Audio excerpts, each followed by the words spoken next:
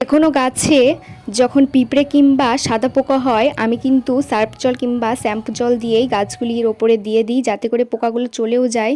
কিন্তু এদিন লক্ষ্য করলাম যে যেই সার্ফ জল আমি গাছে দিয়েছিলাম তার ফলে কিন্তু পাতাগুলো খানিকটা কুঁচকে যাচ্ছে। পাতাগুলি যেহেতু নরম হয় আর সার্ফ জল কিংবা শ্যাম্পু জলের মধ্যে বিভিন্ন রকমের অ্যাসিড থাকে, তার ফলে কিন্তু পাতাগুলির ওপর পড়লে পাতাগুলি কুঁচকে যাবে, গাছটাও নষ্ট হয়ে যেতে পারে। তাই আগেই সাবধান করে দিচ্ছি, আপনারা যদি এমন করে থাকেন তাহলে কিন্তু আর করবেন না।